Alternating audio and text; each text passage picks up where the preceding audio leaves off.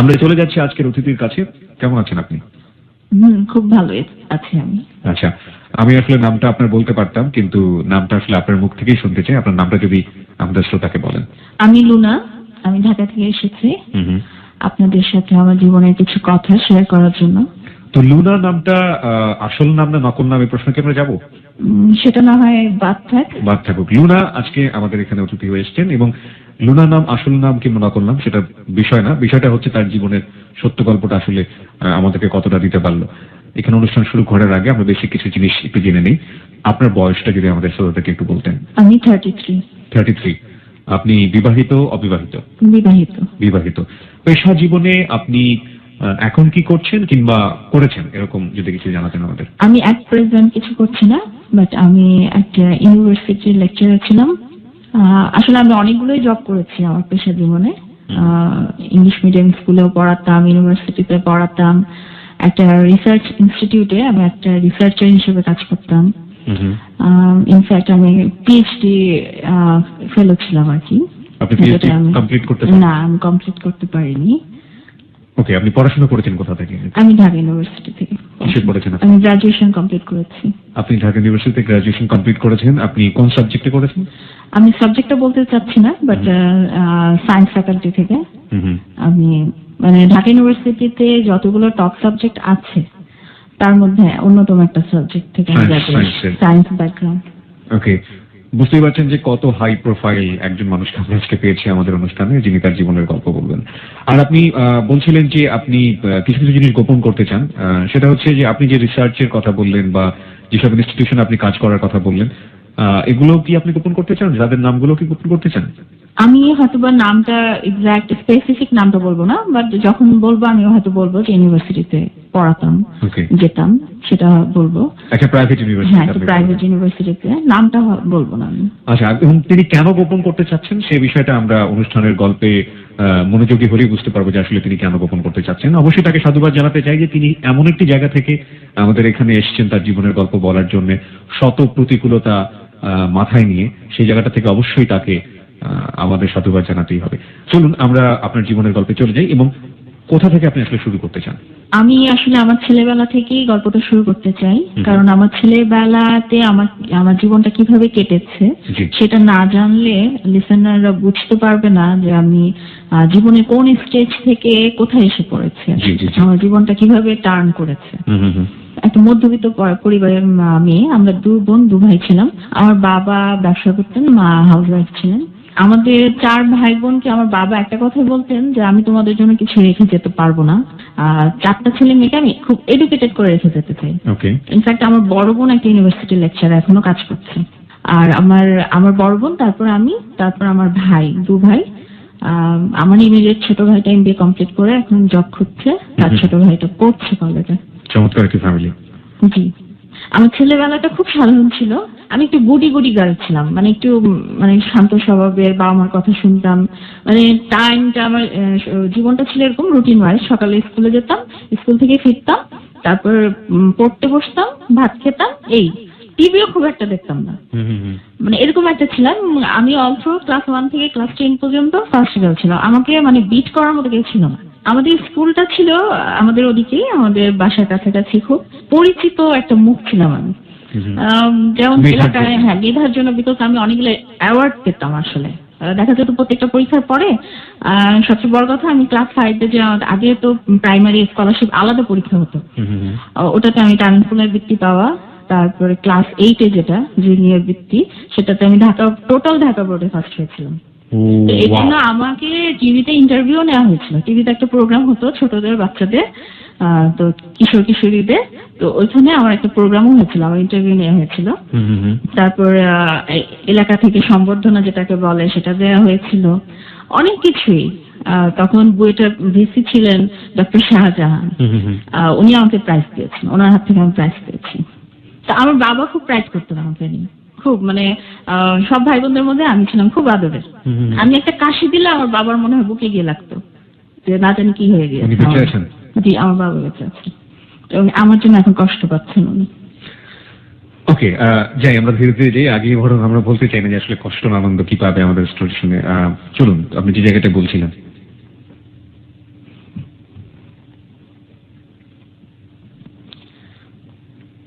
তো আমি মানে মানে ভালো একটা মেয়ে বলতে যা বোঝায়, ভালো একটা স্টুডেন্ট বলতে যা বোঝায়, আমি ওরকম ছিলাম। বন্ধু বান্ধবের কাছে খুব প্রিয় ছিলাম, বাবা মার কাছে, ভাই বোনের কাছে, আত্মীয় স্বজনের কাছে, সবার কাছে আমি খুব প্রিয় ছিলাম, স্কুলের টিচারদের কাছে। তো সবাই বলতো কি এই মেয়েটা জীবনে অনেক কিছু করবে, খুব উঁচুতে উঠবে।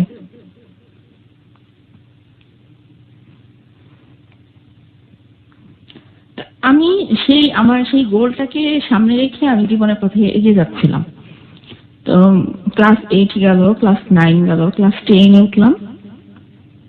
তখন দেখতাম যে বন্ধু বান্ধবীরা, মানে যেটা হয় নর্মালি একটা অ্যাডোলেসেন্ট পিরিয়ডে, মেয়েরা ছেলেদের ব্যাপারে একটু আগ্রহী হয়, ছেলেরা মেয়েদের ব্যাপারে আগ্রহী হয়।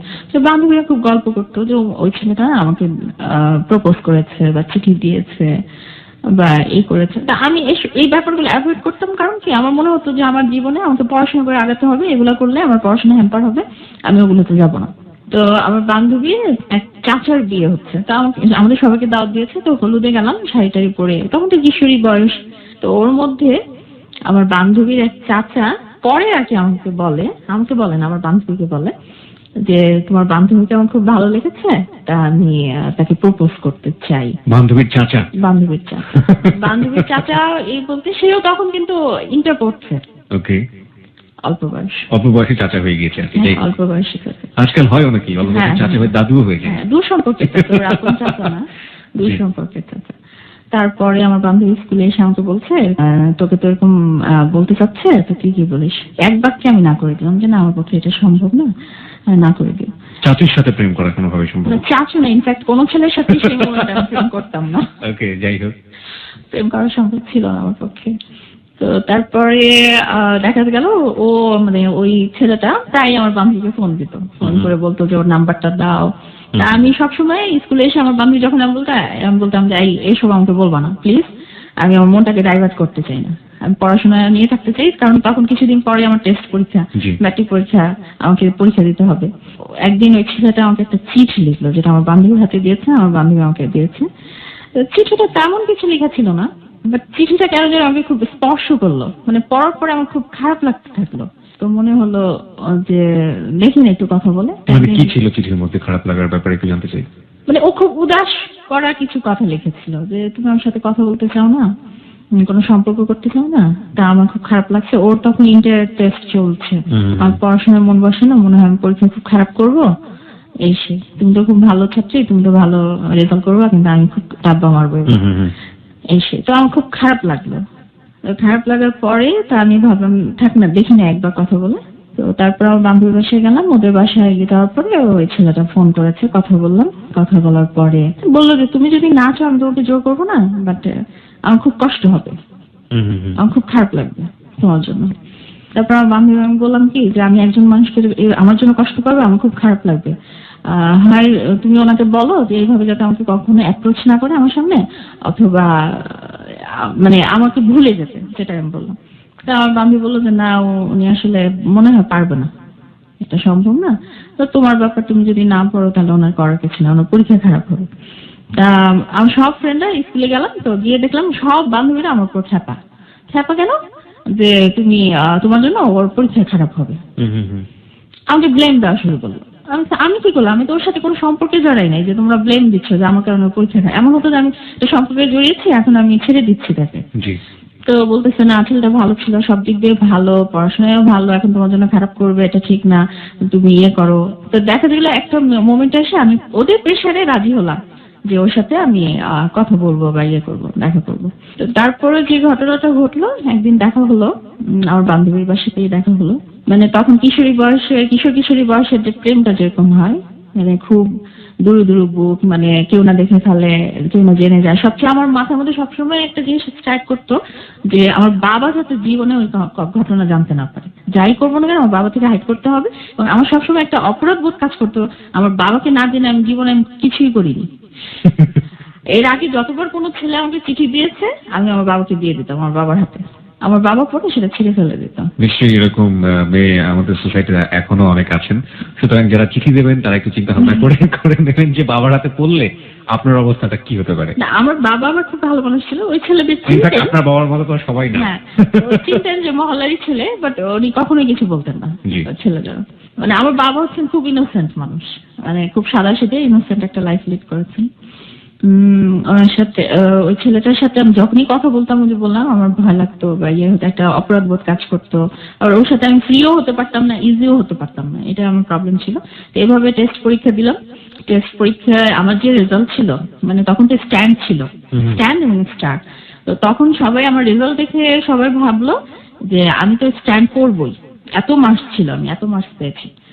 তো তারপরে আমার সাথে দেখা হতো না তেমন, জাস্ট চিঠি ও আমার বান্ধবীর কাছে চিঠি দিত, আমি আমার বান্ধবীর কাছে চিঠি দিতাম, জাস্ট একটু আগে ছিল। এর মধ্যে প্রবলেমটা হলো, আমাদের পাড়ারই স্কুলের কাছে একটা ছেলে ছিল। তো ওদের ফ্যামিলি ব্যাকগ্রাউন্ডটা খুব মানে খারাপ ছিল, বিকজ ওর চাচা, তারপরে যারা ছিল বাবা, ওরা একটু সন্ত্রাসী টাইপের ছিল। তো ওই ছেলেটা একদিন মানে ওর বন্ধুর দ্বারা আমাকে থ্রেট পাঠায় যে ও যে ছেলেটার সাথে প্রেম করে ওকে মেরে ফেলবো, না হলে তো ওকে পাবো না। ও আমার সব কিছু রিফিউজ করছে, রিজেক্ট করছে আমাকে, এটা আমার খুব খারাপ লাগছে। তো ও যে ছেলেটাকে পছন্দ করে সে যদি এই পাড়ায় কখনো আসে আমি ওকে মেরে ফেলবো। তো আমার তো খুব ভয় ঢুকে গেল। তখন আমার খাওয়া দাওয়া পড়াশোনা সব শেষ, মানে আমি কিছু করতে পারবো। পরীক্ষার কিছুদিন আগে জাস্ট। মাই গড। তো এর মধ্যে আরেকটা কথা বলি, আমার একটা প্রাইভেট টিচার ছিলেন, উনি ছিলেন আসলে আমার গুরু।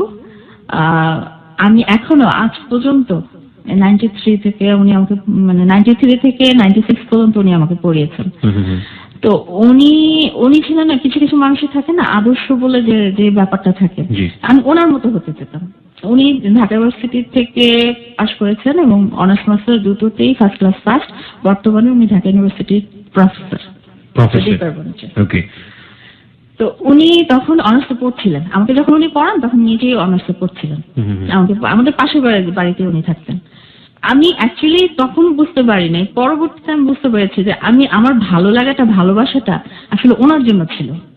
আমি ওনার মতো হতে চেতাম, যে আমি স্যারের মতো হব, স্যার যেমন ভালো স্টুডেন্ট, স্যার যেরকম। আমি অলওয়েজ ওনার সাথে একটা কি মনে হয় কম্পিটিশনই করতাম। স্যারকে জিজ্ঞেস করতাম, স্যার আপনি এই ম্যাট্রিকে এই বাংলাতে কত পেয়েছিলেন? স্যার যদি বলতো আমি তো 85 পেয়েছি, আমি তখন টার্গেট করতাম যে আমাকে 90 পেতে হবে, এরকম একটা ব্যাপার ছিল। কিন্তু আমি ওনাকে প্রচন্ড ভয় পেতাম। আমি ওনার চোখের দিকে তাকিয়ে কখনো মানে পড়তাম না, মাথা নিচু করে পড়তাম। তো ওই যে মাস্তান টাইপ যে একটা ছেলে ছিল সন্ত্রাসী টাইপ, ও তো নানান ভাবে আমাকে হ্যারাস করছিল। দেখা যেত দেয়ালে দেয়ালে আমার নামের সাথে ওর নাম যুক্ত করে লিখে রাখতো, এই করতো সেই করতো, যেটা করতো আর কি। তো আমার বাবা ভয়ে অনেকবার ওর গার্জিয়ান, আমার স্কুলের টিচাররা গিয়ে ওর গার্জিয়ানকে বলেছে যে এরকম করছে আমাদের স্কুলে একটা মেয়ের সাথে, এটা তো ঠিক না। তো বলতে কি আপনাদের মেয়েকে সামলান, আপনাদের মেয়ের প্রবলেম হচ্ছে। ছেলে মানুষ এরকম করে, ছেলেরা এরকম একটু হয়, খুবই কমন ফেনোমেনা। এবং গত সপ্তাহে আমরা ঠিক যে গল্পটা বাজিয়েছিলাম, এখানে শানু এসেছিল, শানু কিন্তু একই কথা বলেছে যে আমি গল্পগুলো বলতে পারিনি এই কারণে যে এই কথাটাই বলা হতো যে সব দোষ মেয়েদের, সুতরাং তোমরা ঠিক হও। সেম ব্যাপারটা আপনার মধ্যেও যেটা পেলাম একটা সময়। ছেলেটা একটা মেয়েকে, স্কুল গোয়িং একটা মেয়েকে, এখন যেটাকে ইফটিজিং বলে, ইফটিজিংটা এত প্রবল ভাবে এসেছে। আসলে তখন তো এত ইফটিজিং বুঝতাম না ইফটিজিং ব্যাপারটা কি। তো ওই ছেলেটা কিন্তু আমার সাথে সেম থিং করতো। বাট ওই যখন ওর বাবাকে বিচার দিতে যেত, ওর চাচাকে বিচার দিতে যেত, তখন বলতো কি মেয়েটা, তাহলে আপনাদের মেয়েকে একা স্কুলে পাঠান কেন? একা স্কুলে কেন পাঠান? কেন যায় একা স্কুলে? একটা স্কুলে যায় কেন? ছেলেরা এরকম একটু করে, একটু মেয়ে দেখলে এরকম একটু দুষ্টামি ফাজলামো করে, এটা কোনো ব্যাপার না। তো এরকম স্কুলের টিচাররা পর্যন্ত জানতেন যে এরকম। তো দেখা গেল তখন আমাদের টেস্ট পরীক্ষার পরে কোচিং হচ্ছিল, আমি কোচিং এ যাওয়া বন্ধ করে দিলাম। আমার টিচার, আমার স্কুলের প্রিন্সিপাল, উনি বললেন যে ঠিক আছে, তুমি যদি স্কুলে আসতে সমস্যা তুমি এসো না, বাসায় গিয়ে তোমার স্যার গিয়ে পড়ায় আসবে, স্কুলের কোন টিচার তোমার লাগবে, বাসায় গিয়ে তোমাকে পড়ায় আসবে। তো তখন তো আমি মেন্টালি খুব ডিপ্রেস থাকতাম যে কেন এরকম হচ্ছে, কেন এরকম হবে। হ্যাঁ, এই কারণে আমি খুব ডিপ্রেস ছিলাম। তো যেটার রেজাল্ট আলটিমেটলি আমি পেলাম আমার পরীক্ষার পরে। আমি অনলি 9 মার্কসের জন্য আমি স্ট্যান্ডটা করতে পারিনি, স্ট্যান্ড করতে পারিনি। এবং বাংলাতে আমি 9 কম পেয়েছিলাম, অন্য সাবজেক্টে সবগুলোতে ঠিক ছিল। এটা ছিল আমার জীবনের আরেকটা মানে হোঁচট খাওয়া বা মানে যেটাকে কষ্টের একটা মুহূর্ত যেটাকে বলে। যেদিন আমার রেজাল্ট বের হয়েছিল, আমার চেয়ে আমার বাবার মানে চেহারাটা বেশি মলিন ছিল, উনি বেশি আপসেট ছিলেন যে এটা কি হলো।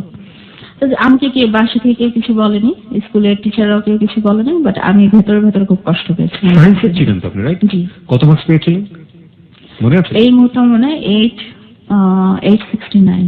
এটা আমি এই জন্য জিজ্ঞেস করছি যে স্টার মার্কস বা স্ট্যান্ড করার ব্যাপারটা আসলে আমিও পেয়েছিলাম, লাস্ট ব্যাচ ছিলাম। আচ্ছা, আচ্ছা। এবং ওটাই বলছিলাম যে আসলে স্টার মার্কস 800 850 পার হয়ে যাওয়ার পর অনেকে স্ট্যান্ড করতে পারে না সায়েন্স থেকে, সেই জন্য জিজ্ঞেস করছিলাম আর কি। আমাদের মনে হয় 9 অথবা 11 মার্কসের জন্য আমি লাস্ট স্ট্যান্ড থেকে দূরে ছিলাম আর কি। আমার ইন্টারে হয়নি, আমার 4 মার্কসের জন্য হয়নি। আচ্ছা, তারপরে যে ঘটনাটা ঘটলো তারপরে তো কলেজে ভর্তি হওয়ার ব্যাপার। এর মধ্যে ওই যে ছেলেটার সাথে আমার মানে ইয়ে হলো, আমার বান্ধবীর চাচা, তো ওর সাথে আমার দেখা সাক্ষাৎ খুব কমে গেল। আমার মানে নিজেকে মনে হচ্ছিল কি যে আমার মনে হয় আমার এই সম্পর্কটার কারণে বা আদার্স যে আমার লাইফে ঘটে গেল ঘটনাগুলো, এই কারণে হয়তো আমার ইয়ে হয়েছে। তা আমি আবার নতুন উদ্যমে শুরু করলাম। তো আমি হলি ক্রসে ভর্তি হলাম। তো ওই ছেলেটার বাসা আবার ছিল হলি ক্রস কলেজের থেকে খুব একটা দূরে না। তো সপ্তাহে একদিন আসতো, জাস্ট ও আমাদের কলেজের, আমি গেটের এই মাথায় থাকতাম আর ও কলেজের গেটের ওই মাথায় থাকতো, ওই পারে থাকতো, জাস্ট এক ঝলক দেখে চলে যেত, আর অন্য কিছু না। আমি বুঝতে পারতাম এই সম্পর্কটা যে বেশি দূর এগোবে না। আর আমারও ওর প্রতি যে খুব একটা ইয়ে ছিল তা না, জাস্ট ওই যে বললো না বন্ধুদের কথা রক্ষার জন্য ছেলেটা রেজাল্ট খারাপ করবে। তো আলটিমেটলি তাই হলো। ছেলেটা ইন্টার পরীক্ষা দিলে, আমার ম্যাট্রিক পরীক্ষা হলো, ওর ইন্টার পরীক্ষা হলো। তো ইন্টার পরীক্ষায় ও সেকেন্ড ডিভিশন পেলো, যেটা আনএক্সপেক্টেবল আর কি ওর জন্য। তো তারপরে আলটিমেটলি ওর সাথে আমার বেশি দিন সম্পর্কটা থেকে নাই। ইন্টার পরীক্ষার পরেই আসলে আমি মানে ফাইনালি ওকে বলে দেই যে আমি এটা মানে ক্যারি করতে চাচ্ছি না এই রিলেশনটা। ও অনেক মানে আমাকে ইয়ে করে, বোঝানোর চেষ্টা করে আমার বান্ধবী দিয়ে এসে, না আমি এটা ক্যারি করি নাই, বিকজ আমার মনে হতো যে এটা সম্ভব না। কারণ আমার ইয়েটা হচ্ছে স্বপ্নটা অন্যদিকে, আমি অন্যভাবে আগাতে চাই।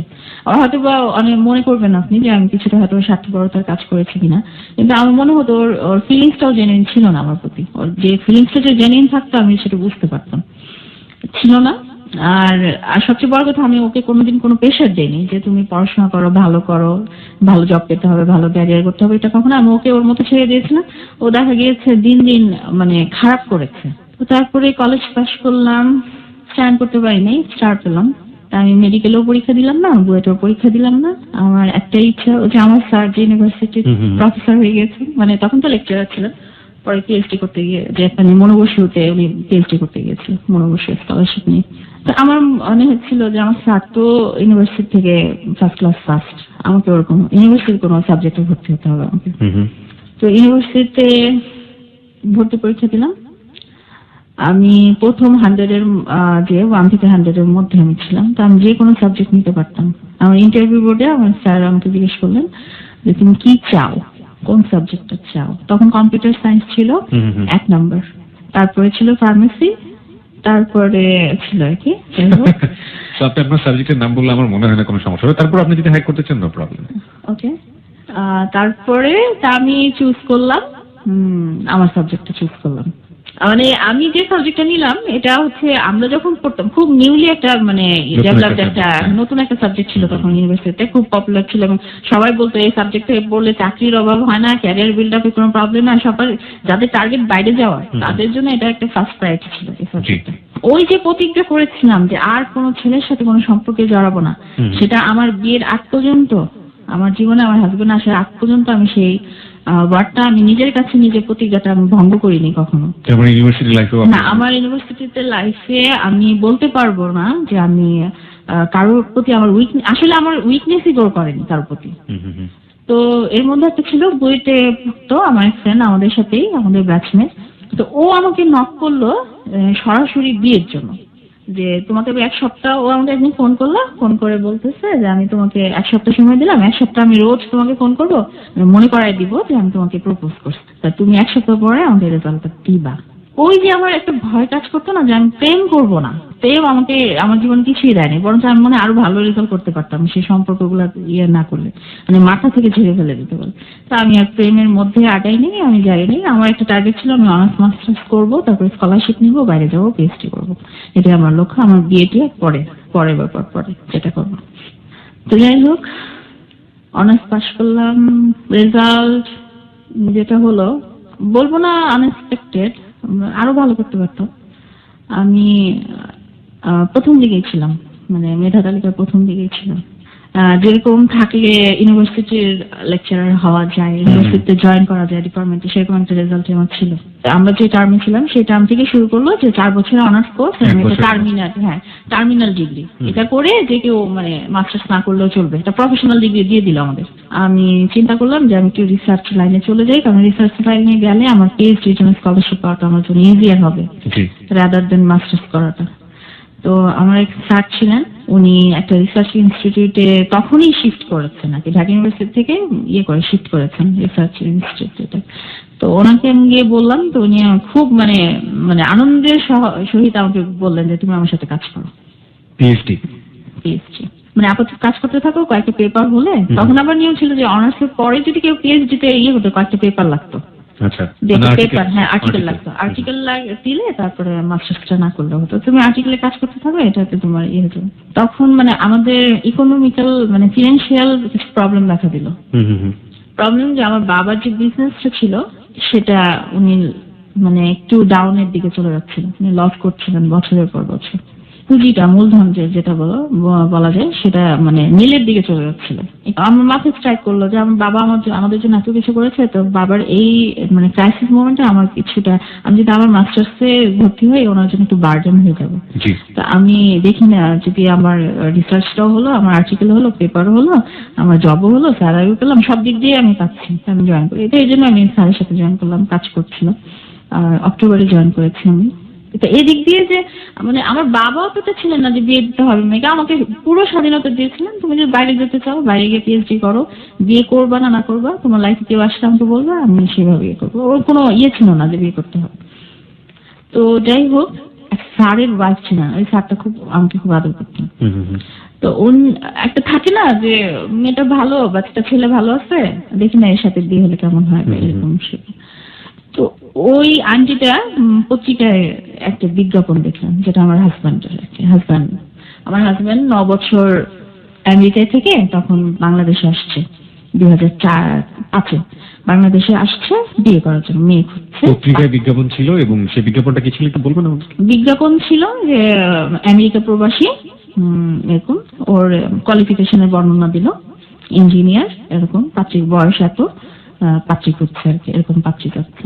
তো আমার সে আন্টিটা মানে পত্রিকায় একটা কৌতূহলে বসে একটা ফোন দিয়েছেন, ওই ফোন নাম্বারে দিয়েছেন, দিয়ে একটু আলাপ করেছেন।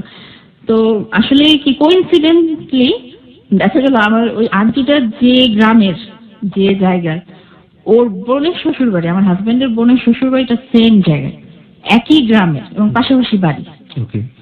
তো ওই ইয়েতে না আন্টি অনেক কথা বলে ফেলেছেন, ওই পরিচিত হয়ে গেছে, ও বর্ণনা দিচ্ছে অমুককে চেনেন কিনা, অমুককে চেনেন কিনা, ও বলতেছে হ্যাঁ চিনি। এরকম করতে করতে দেখা গেছে আন্টির সাথে অনেক কথা বলছে। আর আমার হাজবেন্ড হচ্ছে খুব মানে কি বলবো, ওর কনভিন্সিং পাওয়ার খুব বেশি, ও মানুষকে খুব সহজে ইয়ে করতে পারে, কনভিন্স করতে পারে, খুব কথা বলে, প্রচুর কথা বলতে পারে সে, একটানা কথা বলতে পারে সে। তো খুব কথা বললো, তা আন্টি খুব ইমপ্রেস হয়ে গেলেন, ছেলে তো মারাত্মক ভালো, আমেরিকা থেকে আসছে, কোনো মানে প্রাইড নাই, কিছু নাই, এত ভালো শিক্ষিত একটা ছেলে, কোনো ইয়ে নাই, এত সুন্দর করে কথা বলে। তো এই ছেলেকে বললেন কি, তুমি আমার মেয়ের অফিসে আসো, আমি যাকে বিয়ে দিতে চাই তার বায়োডাটা আমি তোমাকে দিব। আমি কিন্তু এদিক দিয়ে কিছুই জানি না যে আমার বায়োডাটা দেওয়া হচ্ছে, ইনফ্যাক্ট তখন আমি অফিসে আমি কাজ করছি।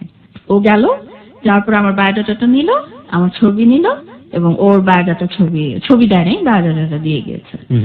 দিয়ে যাওয়ার পরে আন্টিকে বলেছে কি যে আমি একটু মেয়েটার সাথে কথা বলতে চাই, তো বায়োডাটাতে তো নাম্বার হয়তো বা ছিল না, হয়তো আন্টি দিয়েছেন, আমার তখন মোবাইল ছিল আর কি, তো আমার সেল ফোন নাম্বারটা ও কালেক্ট করে এভাবে। তো আন্টিকে বলে আমি কিন্তু আপনার ভাতিজিরে ফোন দিব। তো আন্টি হেসে বলতে হ্যাঁ দিয়ে অসুবিধা হয়, কথা বলো। তো আমি অফিস থেকে বাসায় আসছি, আসার সাথে সাথে দেখলাম মোবাইল আননোন নাম্বার একটা ফোন। তো দেখি আমার হাজব্যান্ড, তখন তো হাজব্যান্ড হয়নি, হবু হাজব্যান্ড আর কি। তো কথা বলছে যে আপনি আমার নাম ধরে বল, আপনি অমুক বলছেন? যে বলছি, যে আপনার বায়োডাটা আমার কাছে আছে।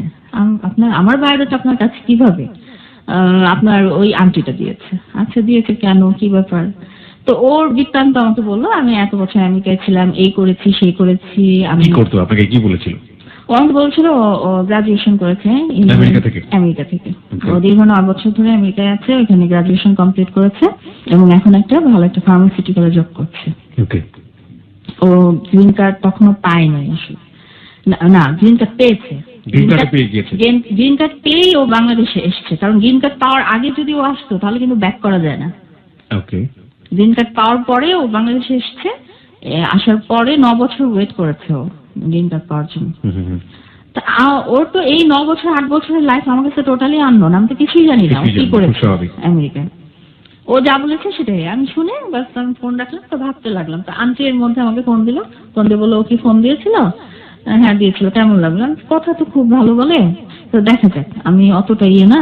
তারপর তো এদিকে আমি অন্য জবের জন্য কিন্তু ট্রাই করছিলাম, মানে অন্য মানে তখন কিন্তু আমি পার্ট টাইমে জব করতাম, একটা প্রাইভেট ইউনিভার্সিটিতে পড়াতাম। ও দেখা যায় সকালে ক্লাস নিতাম 8টা থেকে 10টা ক্লাস নিয়ে তারপরে আমার ওই রিসার্চে চলে যেতাম ওই ইনস্টিটিউটটাতে, ওটা থেকে কাজ করতাম। দেখা যেত অনেক মানে কষ্টের একটা কাজ ছিল, রিসার্চের ব্যাপার তো 7টা 8টা বেজে যেত, বাসায় আসতাম টায়ার্ড থাকতাম খুব। তো করতাম, আমি একটা ফুল টাইম মানে ইউনিভার্সিটিতে পড়াবো এরকম একটা জব করছি। আমাদের সাবজেক্টটা আবার বেশিরভাগ ইউনিভার্সিটিতেই এখনো খোলা হয়নি, মানে অতটা পপুলার না। ইনফ্যাক্ট প্রাইভেট ইউনিভার্সিটিতে আসলে এটা নাই, বিকজ যে এখানে ল্যাব ফ্যাসিলিটিস অনেক বেশি দিতে হয়, যেটা আসলে দেওয়াটা সম্ভব হয় না প্রাইভেট ইউনিভার্সিটির ক্ষেত্রে। তখনই আমার ডিপার্টমেন্টের এক স্যার এই একটা প্রাইভেট ইউনিভার্সিটিতে ওনাকে নিয়ে যায় সাবজেক্টটা জাস্ট ওপেন করার জন্য, এস্টাবলিশ করার জন্য। তো ওনাকে গিয়ে বলার সাথে সাথেই আমরা 8 জন ইন্টারভিউ দেই, 8 জনের মধ্যে আমাকে উনি নেন সিলেক্ট করেন। তো ফুল টাইম লেকচারার হিসেবে আমি তখন মানে এটা বিয়ের ঠিক 1 মাস আগে আমার কথাবার্তা হচ্ছে যে আমি ফুল টাইম হিসেবে ওই ইউনিভার্সিটিতে জয়েন করব। আর এই জবগুলো আমি আমার রিসার্চ ইনস্টিটিউটে যে স্যার ছিলেন আমি ওনাকে বলে দিচ্ছি যে স্যার আমি এরকম জব পেয়েছি, এটা আমি ছেড়ে দিতে পারি। আর আরেকটা ইউনিভার্সিটি যে পার্ট টাইম লেকচারার হিসেবে কাজ করতাম ওটা অলরেডি ছেড়ে দিয়েছিলাম আমি। তো তখন তো ওর সাথে আমার পরিচয় হলো, পরিচয় হওয়ার পরে তো ও দেখলাম মানে খুব আগ্রহ আমাকে দেখার।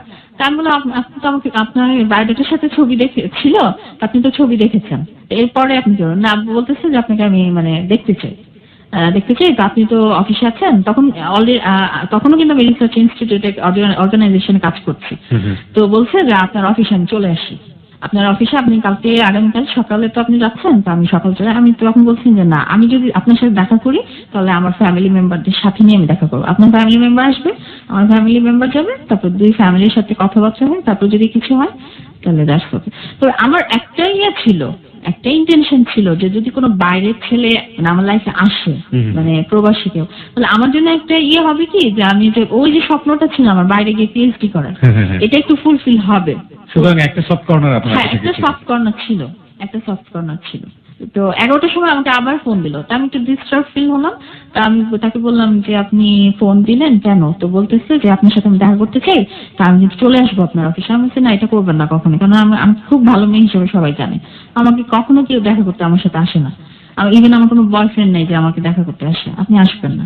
তখন বলতেছে যে না, তোমার সাথে তো আমার প্রথমে তুমি বলা শুরু করলো আমাকে, হ্যাঁ তুমি একদম সে ওভার কনফিডেন্ট যে সে মানে আমাকে বলতেছে, আমি বললাম যে আপনার ছবি তো আমি দেখি না, আপনাকে আমার পছন্দ না হতে বলতো। সে বলতেছে যে আমাকে তোমার পছন্দ হবেই, নো ডাউট। No doubt. কখনো কখনো এই কনফিডেন্টটা মেয়েদের মনে স্পেশালি হয়তো আলাদা কোনো জায়গা তৈরি করে নেয়, হয়তো বা। ওকে, তারপরে কি হলো 11টার পর? This track was downloaded from fusionbd.com. তারপরে 11টার সময় সবাই ফোন দিয়ে বললো যে আমি কিন্তু চলে আসবো। আমি তখন বললাম যে না, এটা আমি তো দেখা করবো না। তো লাঞ্চ ব্রেক 1টার সময় হয়, 1টার সময় আমার মোবাইলে সে ফোন করে বললো কি তুমি একটু নিচে নামবা, আমি নিচে দাঁড়িয়ে আছি। তো আমি বললাম কি যে তখন আমি ভাবলাম কি যে দেখি, যেহেতু বিয়ে করতেই হবে বা করবো, কাউকে না তো কাউকে করবো, দেখি। তা আমি নিচে নামলাম, তো সে আমাকে বললো কি যে চলো কোথাও, তুমি তো লাঞ্চ করো নাই। চিনতে পারলেন কিভাবে? চিনতে পারলাম বিকজ ওর অ্যাটিটিউডটাই এরকম ছিল, আর লাঞ্চ টাইমে তো মোটামুটি ফাঁকা ছিল, মানে লবিটা ফাঁকা ছিল। তো ওকে আমি বুঝতে পারছি, ফোনটা ছিল কথা বলার ভঙ্গিতে আমি বুঝতে পারছি, এবং ও আমাকে চিনতে পেরেছে। আমি যে সিঁড়িতে নামছিলাম তখনই ও বুঝতে পারছে যেটা আমি। তো যাই হোক, প্রথম দেখাতে ও যে কনফিডেন্টটা ছিল যে আপনি তাকে পছন্দ করবেনই, মানে ওই প্রথম দেখাতে ওই মুহূর্তে ওই মোমেন্টের অনুভূতিটা কেমন ছিল? যে হি ওয়াজ গুড লুকিং গাই। আমার একদমই ভালো লাগে না ওকে দেখে। একটা আমেরিকা প্রবাসী একটা ছেলে যে একটা ইঞ্জিনিয়ার, আমি তো মনে করি অনেক মানে বস একটা, মানে খুব ভালো। তো আমার এখনো মনে আছে, ও তখন কিন্তু কেস পড়া হতো না। এখনো কিন্তু সহজে মানে ইয়েতে জগিং টগিং ছাড়া ছেলেরা সহজে কেস পড়ে না।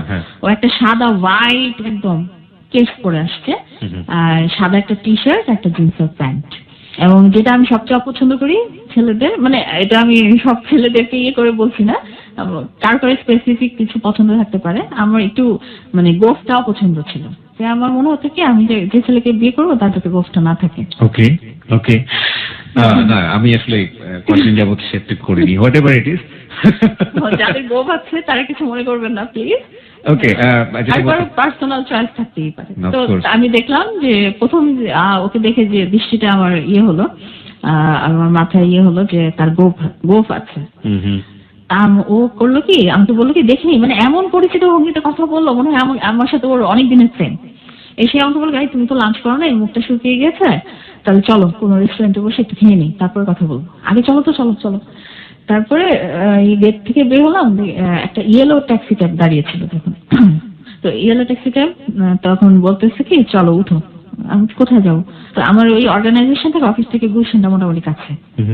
তো বলতেছে চলো গুলশানে কোনো রেস্টুরেন্টে যাই, খেয়ে তারপর ওইখানে বসে কথা বলবো, তোমার কি কি মানে ও এরকম বলতেছে তোমার আমার ব্যাপারে কি কি জানার আছে তুমি জেনে নিও। তো একটা ব্যাপার তখনই আমি লক্ষ্য করলাম যে ও খুব মানে ভোজন রসিক যেটাকে বলে। দেখা যাচ্ছে প্রথম একটা মেয়ের সাথে ডেটে গিয়েছে, তো আমার প্রতি ইয়ে চেয়ে দেখা যাচ্ছে কি খাবার কি মেনু ওগুলো চেয়ে কোন খাবারটা মজা, খাবার ব্যাপারে কথা বলছে। এবং তখন ফার্স্ট ওর কোয়েশ্চেনটা করলো কি যে তুমি কি ভালো কুক, তুমি কি ভালো রাখতে পারো? আসলে সত্যি কথা বলতে কিন্তু আমি মানে ওই লাইফ পর্যন্ত, ওই সময়টা পর্যন্ত আমি কখনোই কিচেনে ঢুকিনি। রান্না বলতে কি জিনিস সেটা আমি মনে হয় আলুর ভর্তাটা করতে পারবো, ভাত রাখতে পারি নাই, কারণ ভাতটা হয় নরম হয়ে যেত নাহলে শক্ত থাকতো। আর আমি চাইও করিনি কোনোদিন আসলে ওইভাবে, শুধু নুডলস রাঁধতে পারতাম তখন। তাই আমি বললাম কি যে না আমি ভালো কুক না, আসলে আমি রাখতে পারি না। তো বললাম এটা কোনো ব্যাপার না। তা আমাকে বললো কি তোমার অফিস ছুটি কয়টায়? আমি বললাম 5টায়। তখন বলছি কি আমি তোমাকে নিতে আসবো, তোমার বাসায় ড্রপ করে দিব। ড্রপ করে দিবেন কেন? আমি কি একা যাই না অফিস থেকে? বলে কি যে না আমার তোমার সাথে অনেক কথা আছে, তোমার সাথে কথা আছে, তো এটা যেতে যেতে বলবো। ওকে, এই কথাটা কোন কথা এবং এই কথা আসলে কি ছিল সেটা আমরা জানবো, তবে মাত্র 2 মিনিটের সংবাদের বিরতি আছে।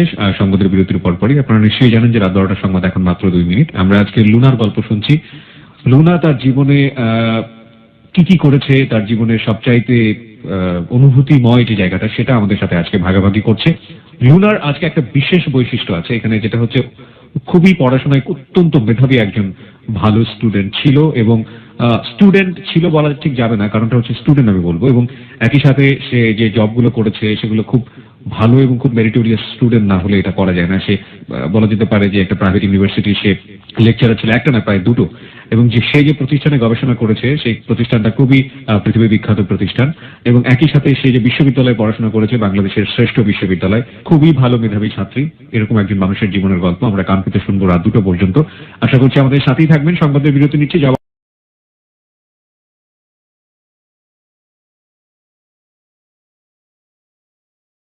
ছিলাম যে আপনি বলছিলেন যে আপনার হবু বর তখনও তো হয়নি আসলে, খাওয়া দাওয়ার ব্যাপারে খুব বেশি আগ্রহ, এবং বললো যে সে 5টার দিকে আপনাকে নিতে আসবে। বললো তো ঠিক 5টার কিছু আগে সে ফোন করলো, ফোন করে বললো যে আমি আসছি, রেডি হচ্ছি, আসছি। তা আমাকে কিছু বলার সুযোগ না দিয়ে ফোনটা রেখে দিল। আমি বের হয়েছে অফিস থেকে, মুষলধারে বৃষ্টি শুরু হলো। এমন বৃষ্টি যে কি বলবো, চারপাশে কিছু দেখা যায় না, এত বৃষ্টি। তো একটা রিক্সা নিল, রিক্সা নিয়ে বললো ওঠো। আমি রিক্সা নিয়ে কোথায় যাব? মানে ওইখান থেকে আমার বাসার ডিস্টেন্স আবার অনেক, মানে রিক্সা করে যাওয়ার মতো না। তো বললো কি ইউনিভার্সিটিতে একটু যাবো, টিএসসি তে বসবো, বসে তোমার সাথে কথা বলবো, কথা আছে আমাকে। তো সেই সন্ধ্যাটার কথা আমার এখনো মনে আছে, যেহেতু মানে বৃষ্টি অন্ধকার হয়ে গিয়েছে প্রায়, চারপাশটা মোটামুটি অন্ধকার, প্রচন্ড বৃষ্টি। তো একটু ভিজেই আসলে রিক্সায় উঠলাম দুজনে। রিক্সা করে কেন জানি না সেই মোমেন্ট আমার খুব ভালো লাগছিল আসলে। আমার মনে হয় এটা একটা কারণ হতে পারে যে আমি পুরোটা আমার ইউনিভার্সিটির লাইফ বলেন বা সেই মোমেন্টে আমি আসলে কোন ছেলের আমার জীবনে আসে নাই তখন, মানে আমি একটু মানে ছেলে বিবর্জিতই ছিলাম। তো সেই মোমেন্টটা আমার মনে হচ্ছিল খুব রোমান্টিক একটা মোমেন্ট, আমার কাছে খুব ভালো লাগছিল। ওয়েদারটা অনুকূলে, ওয়েদারটাও ভালো ছিল। তো ও দেখা যাচ্ছে কি ওই বকবক করছে, ওই আমেরিকা কি করেছে, এটা করেছে, অমুক প্রফেসর, আর খুব স্মার্ট আর ক্লেভার ছিল তো। মানে ওর লুক দেখে কেউ বলবে না ও খুব স্মার্ট, বাট কথা শুনলে যখন টোন শুনবেন তখন মনে হবে যে is a smart guy. Okay, so tone একটা ম্যাটার করে। হ্যাঁ, টোন একটা ম্যাটার করে। টোনটা মাশাআল্লাহ আসলে ভালো, অনেক ভালো। আমার হাজবেন্ড বলে বলছি না। ওকে, আমাকে একটু বলবেন মানে উনি পেশায় কি করেন, শুধুমাত্র এটুকু বললেই হবে, এবং আপনি যদি এক্সাক্টটা বলবেন না আমি জানি, একটু বুঝিয়ে দিলেই হবে, যেহেতু টোনের ব্যাপারটা এসেছে। ও একটা মিডিয়াতে আছে। ওখানে কি টোনের ব্যাপার জড়িত? হ্যাঁ, টোনের ব্যাপার জড়িত, তার মানে গলার কারুকার্যেই কাজ করে। তার মানে রেডিও ব্যাপারটা অবশ্যই রেডিও, এছাড়া তো আর কিছু না। একদম। ওকে, আমার মনে হয় যে যেহেতু উনি ডিটেল বলছেন না, আমি একটু পরিষ্কার করে নিতে চাই আমাদের শ্রোতাদের কাছে। আমার মতো করে আমি যতটুকু বুঝেছি, একটু কারচুপি করেই ব্যাপারটা প্রকাশ করতে হবে, কারণ কারচুপি করা যথেষ্ট যুক্তিযুক্ত। এই গল্পটা শেষ পর্যন্ত শুনলে আসলে বুঝতে পারবেন যে কারচুপি করার প্রয়োজন ছিল, এবং লুনা আসলে যে জায়গাটা থেকে সাহস করে এখানে এসে গল্পগুলো বলছে, এইরকম সাহস লাখে একজন মানুষের আছে কিনা যথেষ্ট সন্দেহ আছে। সুতরাং কারচুপি এখানে প্রয়োজনীয়। তার হাজবেন্ড আসলে কোন একটি মিডিয়াতে কাজ করেন, অবশ্যই অফকোর্স মিডিয়া, কারণ মিডিয়া বলতে পেপার, পত্রিকা, টেলিভিশন, রেডিও বোঝানো হয়। তিনি আসলে একটা রেডিওতে কাজ করেন, এবং সেটা আমরা আর বিস্তারিত নাইবা বললাম, সেখানে কণ্ঠের কারুকার্য জড়িত। ওকে, তারপর? তো আমার খুব ভালো লাগছিল সময়টা। তো গিয়ে আমরা বসলাম টিএসসিতে। টিএসসিতে ওই যে সিঁড়িটা আছে, আমি সিঁড়িটাতে গিয়ে বসলাম। তো আমাকে তখন মাগরিবের আজান দিচ্ছে, ও আমাকে হঠাৎ করে বললো কি, তুমি একটু বসবা, আমি নামাজটা পড়ে আসি। যখন এই কথাটা বললো না, আমার মনে হলো কি, মানে এই কথা দিয়ে মানে ও আমাকে ইমপ্রেস করে ফেললো। আমার একটা ধারণা ছিল কি, যে আমেরিকা থেকে এসছে এত বছর, মানে ও তো অন্যরকম হবে, একটু উল্টাপাল্টা টাইপের হলেও মানে আমি অবাক হতাম না। তো যখন বললো না একটু তুমি একটু বসবা, খুব মানে নরম স্বরে বললো, তুমি একটু বসবা, তোমাকে বসতে কষ্ট হবে, আমি একটু নামাজটা পড়ে আসি দৌড় দিয়ে। তো নামাজ পড়তে চলে গেল। তো সেই মোমেন্টে আমি বসে বসে ভাবছিলাম যে যে ছেলে এতদিন এত বছর আমেরিকায় ছিল, তার মধ্যে এই অ্যাটিচিউডটা, এই ধর্ম ভীরুতা, মানে ও তো পরে গিয়ে কাজে নামাজটাও পড়তে পারতো, পড়লো না, যেহেতু মানে নামাজটা আদায় করলো, আদায় করে আসলো, তখন মানে আমি অনেকটা ইমপ্রেস হয়ে গিয়েছে যে সে ভালো মানুষ। আর রিক্সায় বসে তো যে কথাগুলো বলছিল সেগুলো সব পজিটিভ, আমি এটা করেছি, আমি এটা করেছি, আমি আমেরিকাতে থাকি, জীবনে আমি কখনো কোনো বারে যাইনি, কোনো নাইট ক্লাবে যাইনি, আমি যেখানে থাকি সেখান থেকে মানে লাস ভেগাস খুব কাছে, বাট আমি লাস ভেগাসের জীবনেও যাইনি, এই টাইপের কথাগুলো বলছিল। যে আমি খুব কনজারভেটিভ ফ্যামিলির একটা ছেলে, আমার বাবা ওর বাবা আসলে একটা সরকারি জব করতেন, আমার শ্বশুর সরকারি জব করতেন। তো আমরা খুব ধার্মিক, মানে ধর্মবিরু ফ্যামিলির এক ছেলে আমরা। এই অনেক বছর আমেরিকায় থেকেছি, পড়াশোনা ছাড়া আমি কিছুই করিনি জীবনে, আমার অ্যাচিভমেন্ট একটাই, আমি পড়াশোনা করেছি। তো আমাকে আরেকটা রিক্সা নিলাম, একদম বাসা পর্যন্ত আমাকে, আমার বাসায় গেটে নামিয়ে দিয়ে তারপর বাসায় ব্যাক করলো। তো বাসায় ব্যাক করলো, তো সেই রাতটা, সেই সন্ধ্যাটা, সেই মোমেন্টটা চলে গেল, তখন আমার একটু খারাপ লাগতে শুরু করলো। আমার মনে আরেকটু ওর সঙ্গটা পেলে ভালো লাগতো, আর কিছুটা সময় থাকতে পারতাম সাথে। একদিক দিয়ে খুব ভালো লাগছে, আরেকদিক দিয়ে একটু মন খারাপ লাগছে। তো যাওয়ার পরে চেঞ্জ করলাম, করার পরেই ও আবার ফোন দিল, কি করছো? এটাই করছি। আমার কথা ভাবছো না? আপনার কথা? হ্যাঁ ভাবছি।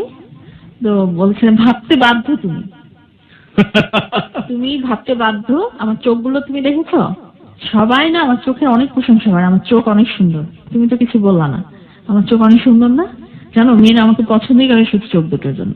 তা আমি কিছু বললাম, মানে আমার আমি আর ও হচ্ছে কি বিপরীত ক্যারেক্টার। আমি খুব শাই ফিল করি, সহজে কথা বলি না। এখন যেভাবে আমি বলছি, আমি গত 5 বছর আগে ভাবে এরকম ছিলাম না। ও দেখা গেল কি বিপরীত ক্যারেক্টার। তো যারাই আমার মনে হয় কি চুপচাপ কথা কম বলে, তারা মানে অপরপক্ষেরটা শুনতে পছন্দ করে। তো ও যে কথাগুলো বলতো না, আমার খুব ভালো লাগতেছিল তখন শুনতে। আর ও একটানা কথা বলতে পারে, একটানা। এমনও রেকর্ড আছে ওর সাথে আমি টানা 13 ঘন্টা কথা বলেছি, 13 ঘন্টা।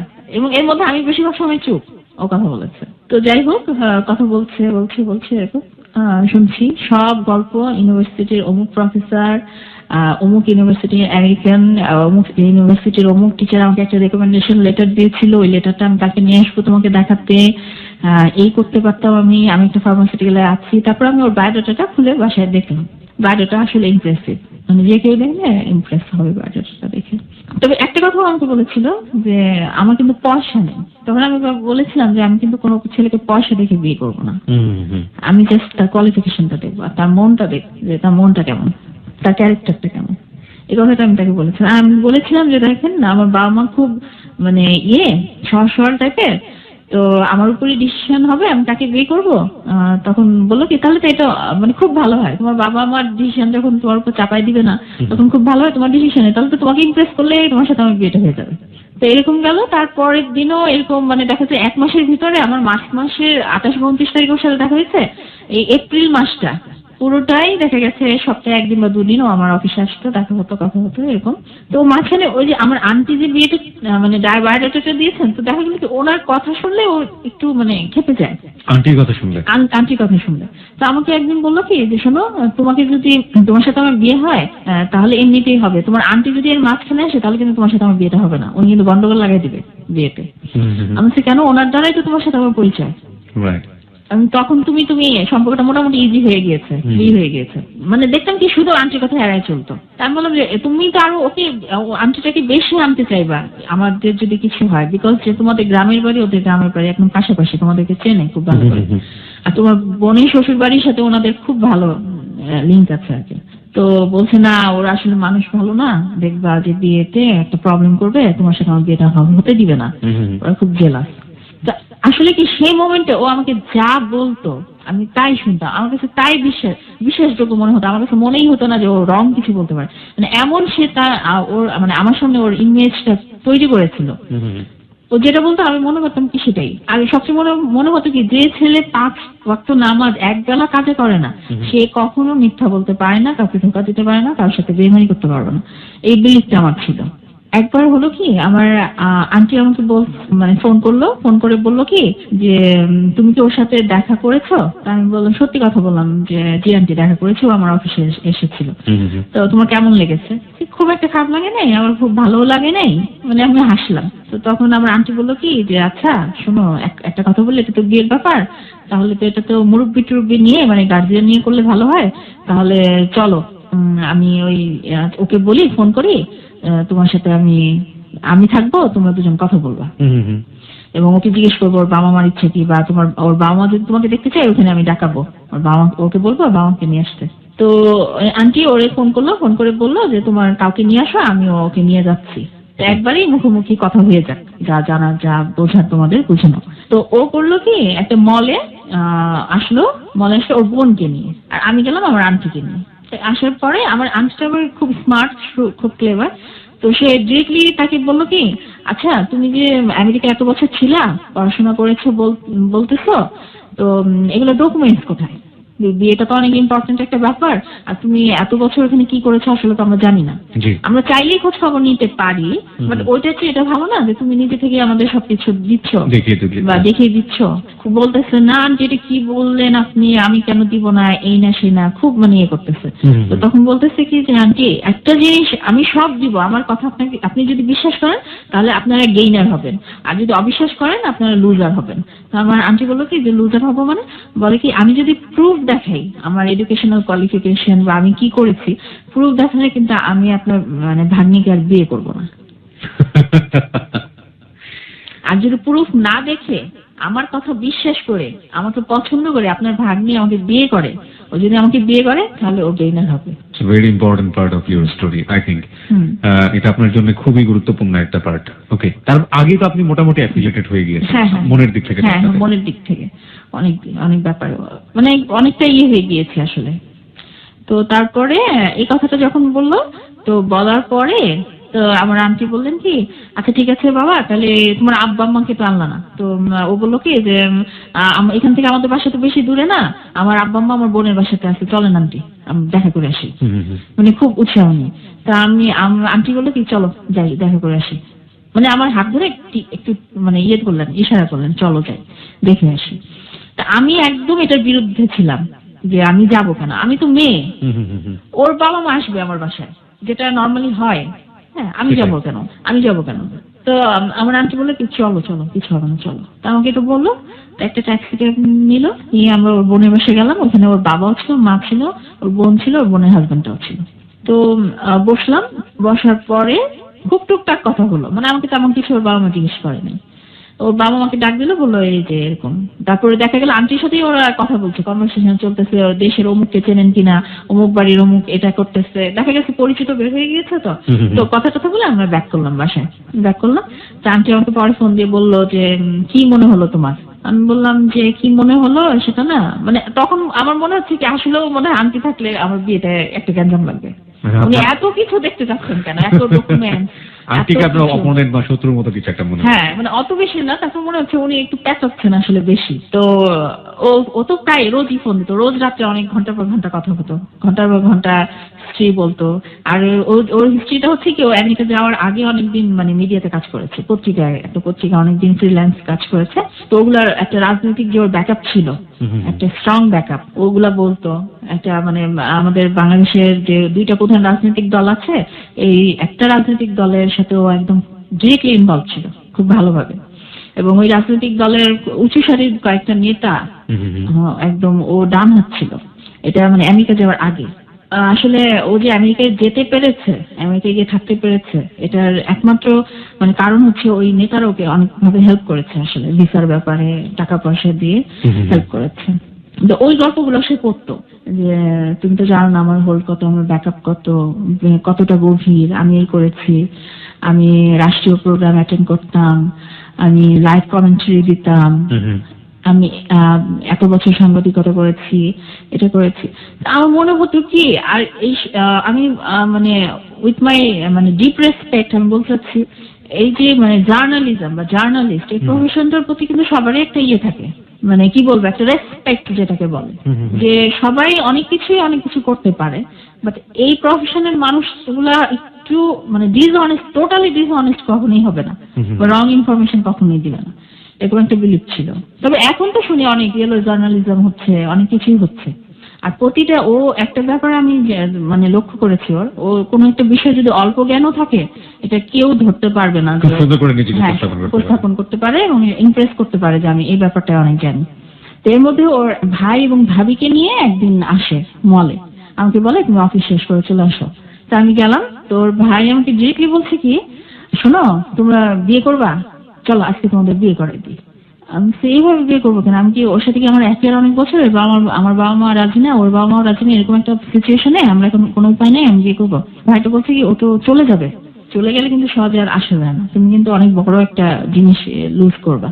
তো তুমি এক কাজ করো, যদি বিয়ে না করতে পারো তাহলে আজকে আংটি তোমরা চেঞ্জ করো। তো আমি বললাম আংটি যে মানে রিং যে চেঞ্জ করবো, এটা তো কোনো ইয়ে নাই, আমি তো যে কোনো মুহূর্তে অস্বীকার করতে পারি, ও যে কোনো মুহূর্তে অস্বীকার করতে পারে। তো বলছে তাহলে কি তুমি কিসই করবে না? মানে ওর ভাই কিন্তু এর মধ্যে অনেকবার আমাকে ফোন দিয়ে আমাকে ইমপ্রেস করার চেষ্টা করতো, মানে ওর কথাগুলো ওর ভাই বলতো, বলে কিনা আমি তো ওকে চিনি, আমার ভাই তো, আমি বুঝি ওকে, তো ও যদি এবার মানে তোমাকে বিয়ে করতে না পারে তাহলে মনে হয় না ব্যাক করবে, খুব কষ্ট পাবে। মানে আমাকে ইমোশনালি ইয়ে করছে, পুরো ফ্যামিলি মিলে। এটা আমি তখন আমার মনে হতো কি আসলে মনে ও আমাকে খুব পছন্দ করে ফেলেছে, ভালোবেসে ফেলেছে, তো বিয়ে করলে আমাকে করবে। বললাম না, আমার বাস্তব বুদ্ধিটা খুব কম ছিল।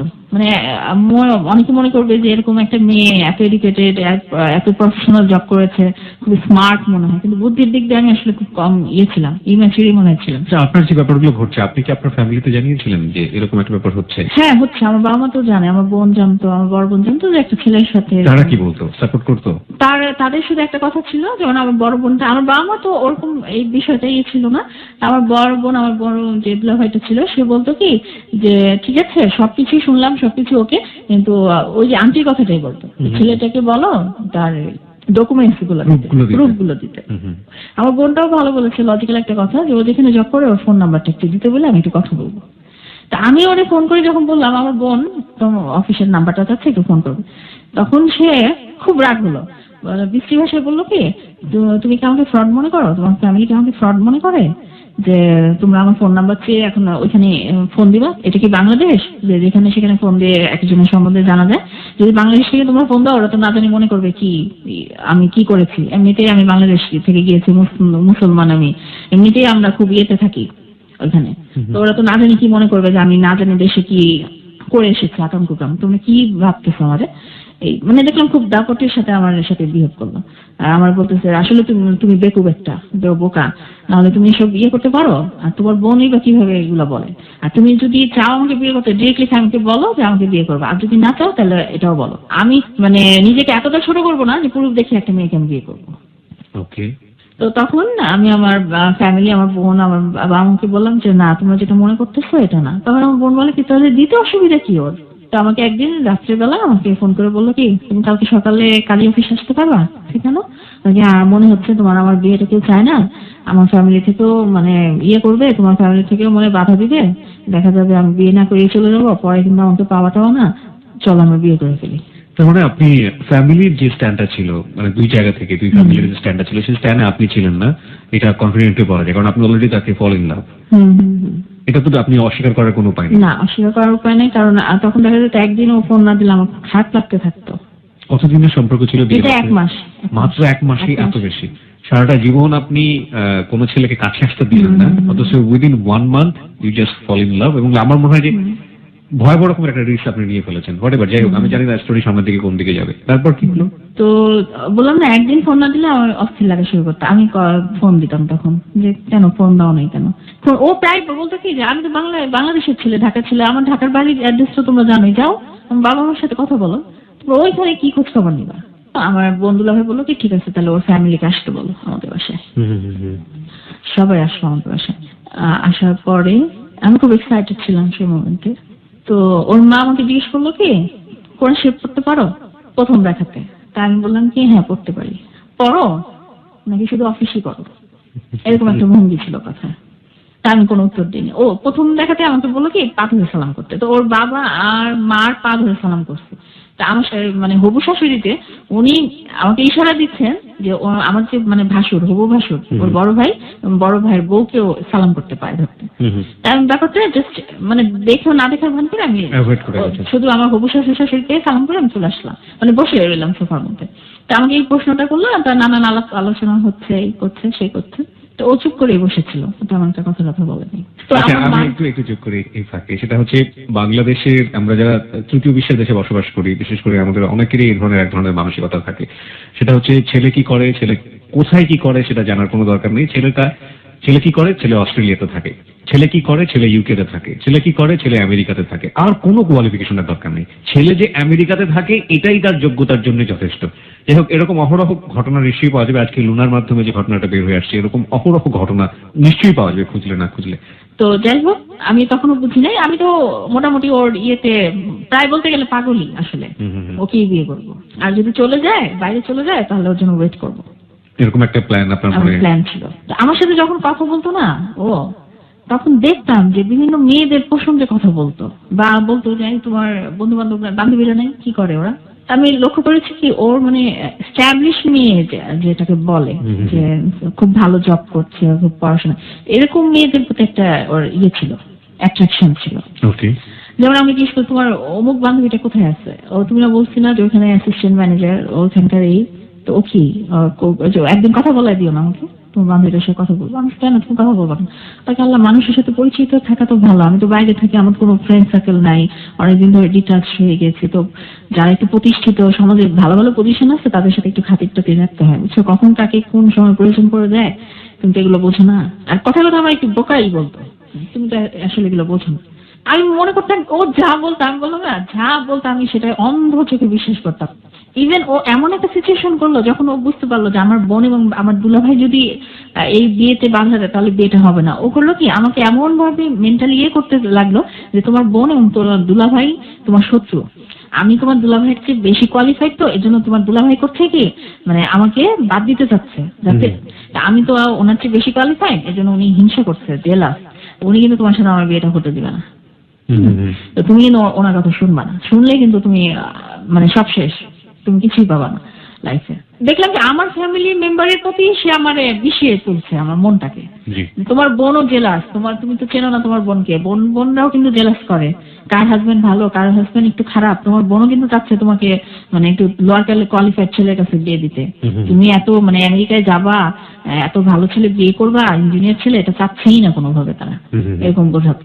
তবে আমি একটা জিনিস তাকে বললাম যে আমি যদি বিয়ে করি আমার বাবা মার সম্মতিতে করব, তোমার বাবা মা আসবে, কিন্তু আমি কোনো দিন কাজী অফিসে গিয়ে বা কোনো কারো অমতে আমি বিয়ে করবো না।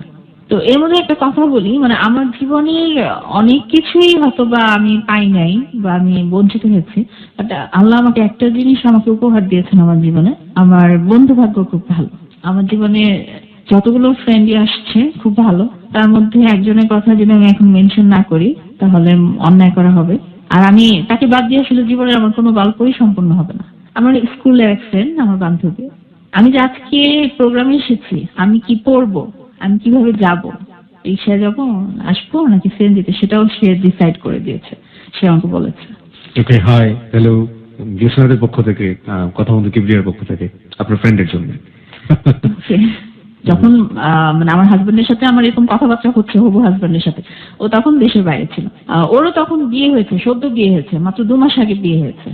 ওরা হানিমুনে গিয়েছিল আসলে ওর হাজবেন্ডের সাথে। তো দেশে আসার পরে আমি ওকে বললাম যে দোস্ত, এরকম দোস্ত রাখতাম আর কি, মেয়ে মেয়ে হলো দোস্ত রাখ, যে আমি তো এরকম একটা করে ফেলেছি, আমি অনেক মেন্টালি ওর প্রতি উইক হয়ে গিয়েছি, ইনভলভ হয়ে গেছে, এখন তো এছাড়া উপায় নেই, তোর দায়িত্ব হচ্ছে আমার বাবাকে কনভিন্স করবি, আমার বোনকে কনভিন্স করবি তুই। তো ও বললো কি যে তাহলে আমি কথা বলি না, একটু দেখি না কেমন। তো কথা বললো। তো আমার বান্ধবীটার সাথে কথা বলে না, ও আমার বান্ধবীকেও মোটামুটি ইয়ে করে ফেললো।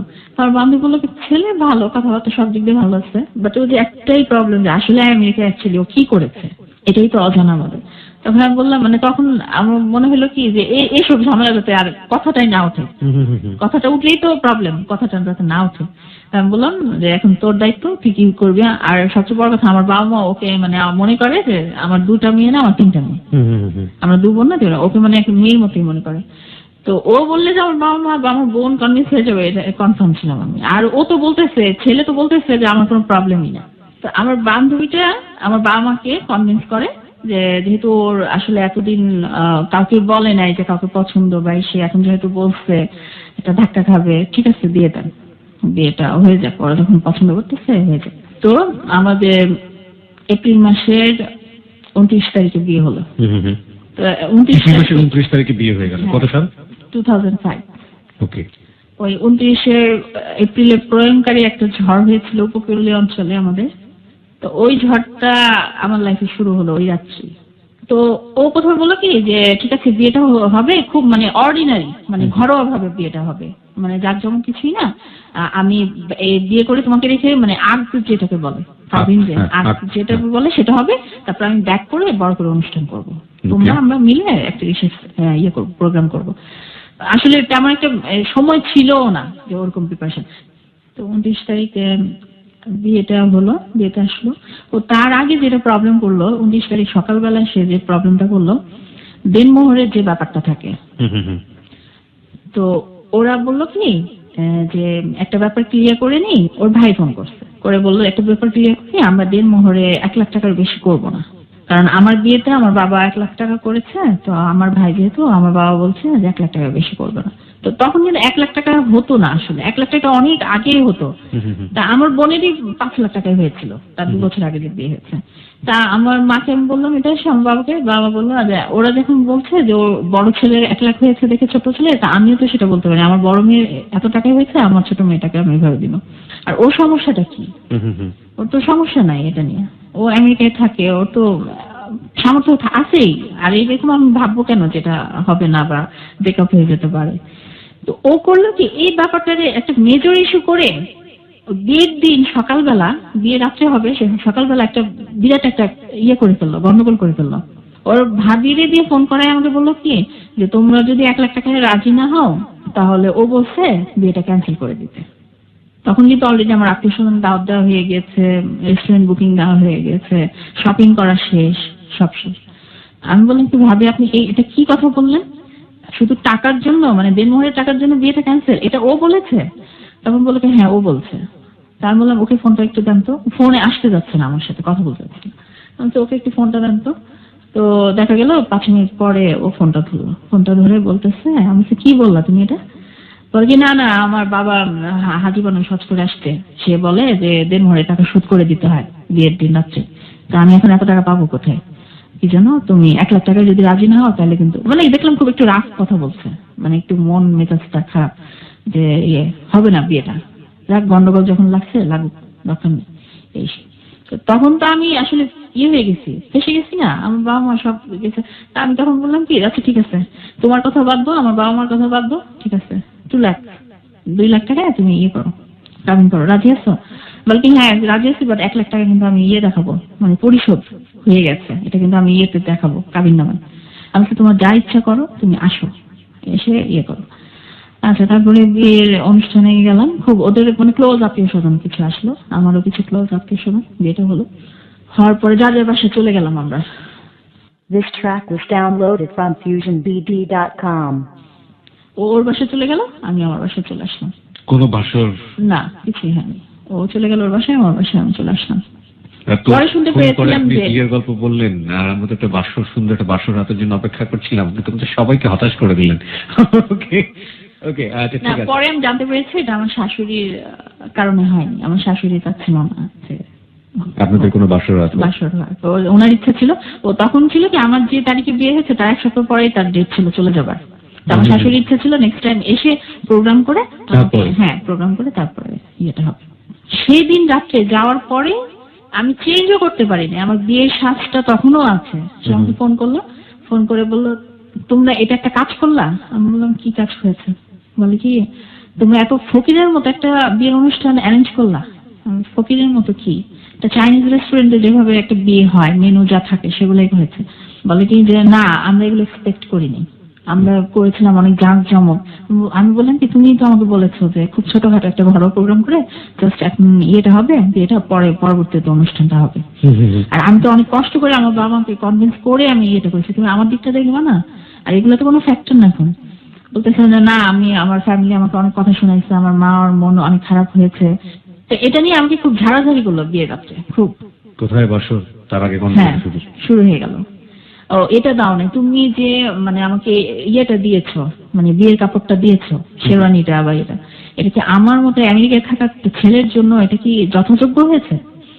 তুমি যে আমাকে একটা দিয়েছো, ঘড়ি দিয়েছো, এই ঘড়িটা কি আমার পরার মতো, আমার মতো ছেলের জন্য ফিট হচ্ছে? তো তোমার বাবা যে আমাকে একটা ঘড়ি পরায় দিল, তোমার বাবা যে আমাকে আংটিটা দিল, সেটা কি আমার যোগ্যতা সম্পন্ন হয়েছে, আমার মতো হয়েছে, আমার স্ট্যাটাসের সাথে মানায় জিনিসটা?